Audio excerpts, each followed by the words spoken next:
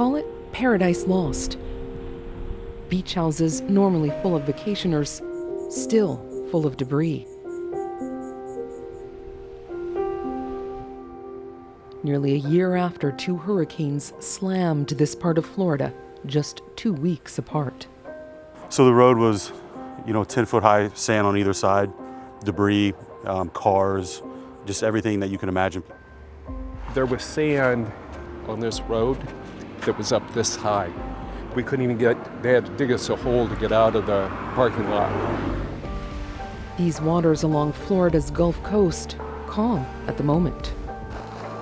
Lethal when hurricanes Helene and Milton whipped them up and over the land. People turned to forecasters, like veteran Miami meteorologist John Morales, who struggled to keep it together on air as he saw the data roll in. It's just an incredible, incredible, incredible hurricane. It has dropped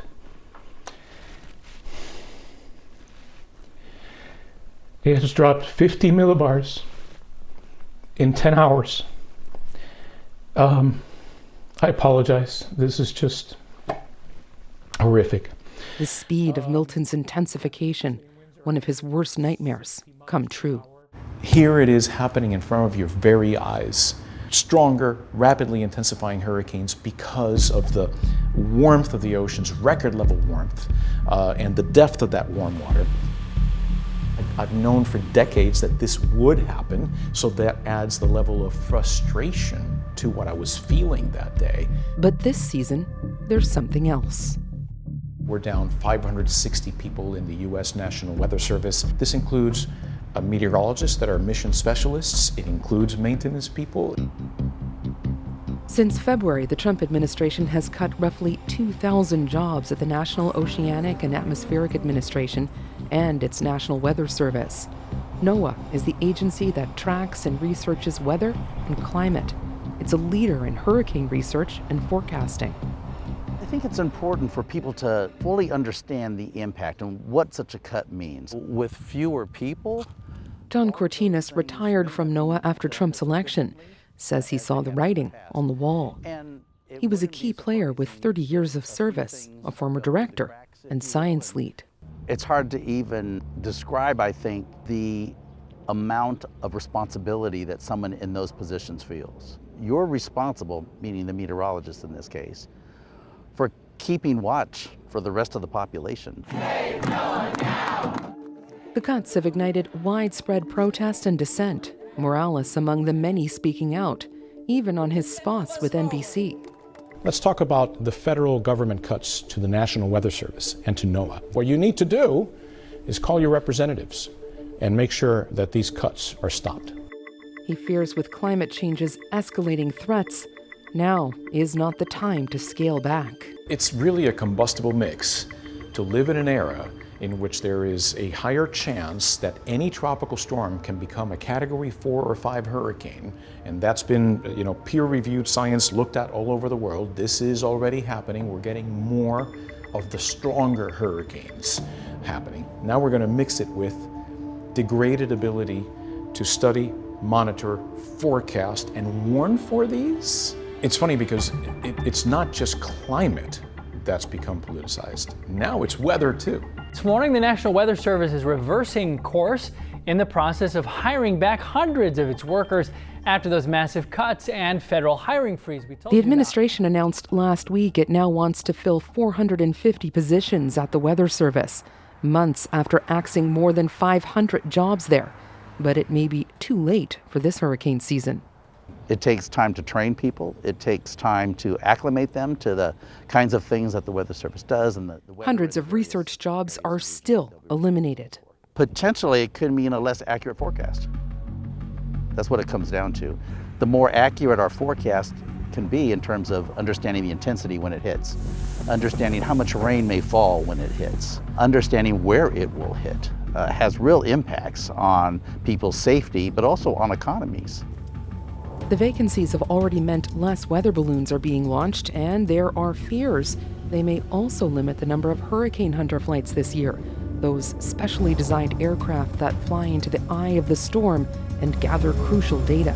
We also have radar that's on the tail of the aircraft itself.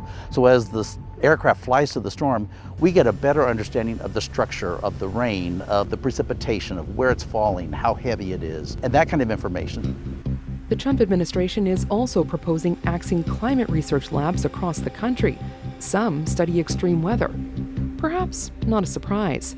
Project 2025, the 900-page right-wing wish list written by some key players in the Trump administration, called NOAA and its research and weather divisions one of the main drivers of the climate change alarm industry, and said it should be broken up and downsized. So how did this become politicized?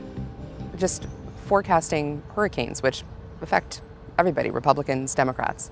Well, I think it got caught up in kind of the political discussions about climate. And so if you think NOAA is just an agency that conducts research, forecasts, et cetera, in climate and climate change, and you don't fully believe in what's being discussed about climate change, then you're going to try to reduce that agency. And I think in reducing that agency, there's collateral damage.